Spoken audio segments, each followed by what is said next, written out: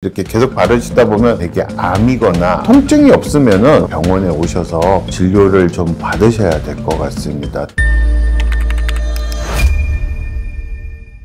움푹 파이는 궤양 같은데 알보칠 같은 걸 많이 바르시는데, 대부분의 그런 이제 구강 궤양 같은 경우에는 이런 알보칠 치료를 하면은 일주일 정도, 늦어도 한 2주 정도면 낫습니다. 근데 이제 2주 정도가 지나도 안 낫는다 그러면은 다른 원인일 경우가 많기 때문에, 그런 경우에는 병원에 오셔서 진료를 좀 받으셔야 될 것 같습니다. 또 의사 선생님을 만나실 때도 내가 알보칠을 한 2주 정도 발랐는데 안 나아서 이것 때문에 왔다라고 하면 아마 선생님이 좀 더 자세하게 봐주시면서 필요한 조치들을 취해 드시지 않을까 싶습니다.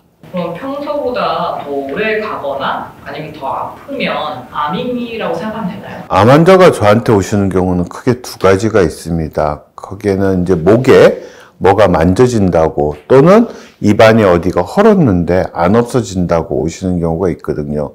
이제 입안에 헌 경우에는 뭐 가래나 입안에서 피가 난다, 또는 뭐 헐었는데 안 없어진다. 환자분들이 안 아픈지 헐은지 뭐 2달 됐다고 하지만 알고 보면 생각보다 많이 진행이 된 경우가 있습니다. 궤양으로 암이 생기는 걸 예방할 수 있는 방법은 없을까요? 안타깝게도 지금까지 이제 궤양을 예방하는 방법은 없습니다. 보통 궤양 자체는 피곤하면 많이 생기고요. 궤양이 많이 생겼다고 그게 암으로 가지는 않습니다. 그래서 건강관리를, 스트레스 관리라든지 잘 쉬고 잘 먹고 하면 되고요. 구강암 같은 경우에는 되게 아까 말씀드린 궤양이나 그런 증상이지만, 더 안쪽에 인후암이나 후두암 같은 경우에는 목에 뭐 걸린 느낌이 있다든지, 또는 목소리가 변한다든지 그런 증상을 호소하시기 때문에 조금 구강암과는 증상이 다를 수가 있어서, 그런 경우 있으시면 빨리 병원으로 오시면 될 것 같습니다. 두경부암 같은 경우에는 외모와 관련된 경우가 많습니다. 이제 뭐 위암, 간암 그러면 뭐 수술하고 옷으로 가리고 다니면 되지만, 여기는 노출된 부위가 많기 때문에 이런 부분들은 수술하고 나서도 이제 외모가 많이 불편해지는 경우가 많아서 조기에 진단받고 빨리 병원에 와서 치료를 하시면 그런 경우도 조금 막을 수 있을 것 같습니다. 궤양만 조심하면 될까요? 가끔 그 입 안에 풍선처럼 부푸는 뭔가가 생긴다라고 하는 얘기도 들어본 적이 있거든요. 맞습니다. 그런 건 되게 낭종이라고 하는데요. 가장 흔하게 생기는 건 입술을 씹어서 생깁니다. 그러니까 입술 빠는 버릇 있잖아요. 막 이렇게 잘근잘근 아랫입술을 씹는다든지, 아니면 입술을 빤다든지, 특히나 중고등학교 학생들, 특히 여학생들이 조금 더 이런 경우에는 많습니다. 또는 이제 혓바닥에 생기는 이러한 낭종은 하마종이라고 하는데, 저희가 보통 두꺼비를 한자로 하마라고 합니다. 그래서 종양이 두꺼비 배처럼 부풀어 오른다고 해가지고 하마종이라고 하거든요. 그래서 이게 풍선처럼 생겨서 이게 빵 터지거나 또는 억지로 터뜨리면 고여있던 끈적한 액체가 쭉 하고 나오기도 하고요. 그 다음에 이게 갑자기 엄청나게 갑자기 하룻밤 사이에 커질 수 있어서 놀라기도 하는데, 이런 경우에는 그냥 째고 수술하고 그 다음에 제거를 하면 됩니다.